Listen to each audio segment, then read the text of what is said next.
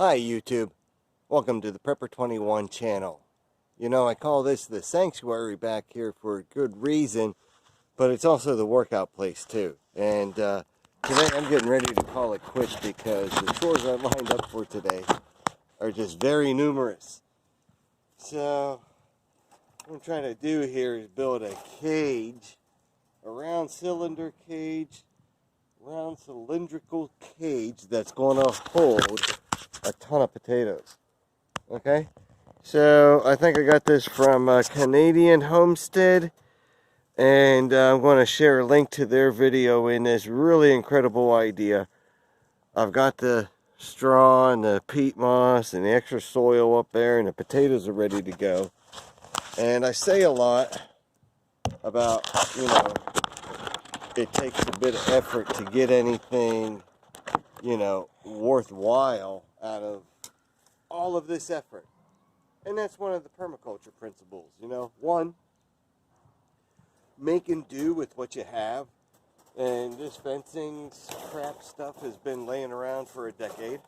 Okay, I've had that stored up nice and tight and used it a number of different times for a number of different reasons. And this time we're going to make a round cylinder here and fill it with potatoes. We'll see. So why go through the effort? Well, I think it's a return on investment. One, return on investment for education. Will I know more before or after I do this project? And obviously it'll be, yes, I'll know more afterwards. So that's a benefit to me. Where do you pay for an education like that? And quite possibly, you saw the size of this. This is approximately a 3 foot in diameter cylindrical by maybe 3 feet high. So if I put the right amount of potatoes in here, and I have them, and they're seed potatoes from Prairie farm in Maine, okay? And I'll show when I plant them. I thought I could do it all in one sitting and fence them and plant them, and I've got one more of these, and then the growing bags to get ready too. So I've got limited space. I've got a lot of potatoes, so I'm going to try to grow them vertically. And right here, hopefully they'll get sunshine. It's going to be iffy here. I won't go anywhere further that way, so maybe they can get sunshine up to 6-7 hours a day. If I do things right, you know, maybe that'll be enough to help them by. And, you know, the pain is it takes work to get it. But like we were talking earlier today, sure, it's work. Sure, there's a cost involved, but it's once. If I do this right, you know, I don't have to do this multiple times. I'll know what works next year. And more importantly, I'll have everything kind of pre-cut and ready to go if I decide to do this again. If it's done right, I should get hopefully tenfold. Okay, we're talking about return on investment, tenfold the potatoes that I plant. So, and that's looking at it very modestly too, I think. It's not my first time growing potatoes. Maybe the best time I'll have at doing so productively and being able to share. But the point is, from this, could I end up with a lifetime supply of potatoes? Sure. You know, anything's possible. A lot of ifs, ands, or buts in there. And the idea is, you know, several things. One, don't just grow one type of potato. Two, don't just put all your potatoes in one big cylinder, if you will, okay? I've got 4 other places where I'm growing potatoes, too. So, and they're like this. 3 of them are mobile, so I can move them around. They're just big grow bags, 15 gallons. And I'll see where they will end up getting the most sun, so they're easier to move. This area right here was prime for doing something different. And what I saw in a video from the Homestead fella in Canada is incredible. It was incredible. The potatoes grow, and they grow out from this in big flowers, and it's going to be beautiful, and everybody's going to wonder, what the heck is that?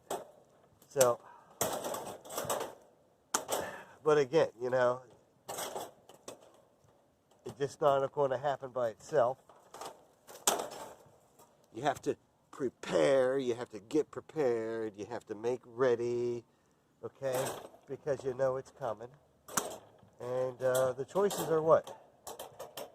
Really be beholden to the store for potatoes that you could never transplant back into the ground to do something else with them. The way the store potatoes come, and don't do this with store potatoes because they spray them so the sprouts will start, you know, the eyes will not sprout the vines like they will with the seed potatoes, which are obviously not sprayed, come from a great potato family farm. So we'll see what this looks like. I think it's almost break time here. I'm not going to get much done. I still got to get to a workout, which I think if I do that, there will be less swear words involved than if I continue with this project at the rate I'm going right now. So, cutting out here, but just want to point out, ROI, again, none of this is really done in vain, but, you know, there's no guarantee it'll work either. One of the challenges I'll have is watering. And this is a big tower to water eventually, okay? What's it going to be, 9 cubic feet maybe? Luckily it's going to be built here along the trench. And as you saw, or will see, you know, the trench dug with the aid of an A-frame level. And that holds back water, and hopefully water will be seeping up from the bottom. We'll see. This is really special. It's already under here, about 3 feet, is a hugel culture bed that's slowly capturing the water that feeds from that particular ditch. And then the idea is to plant on top of that. The wood that's 3 feet underneath here, you know, leads to the ground soil. And then on top of the ground soil, we got our potato mix of peat moss, topsoil, fertilizer, and then just some leaf shreddings from last fall just on top. So you see the dirt here is nothing too fancy.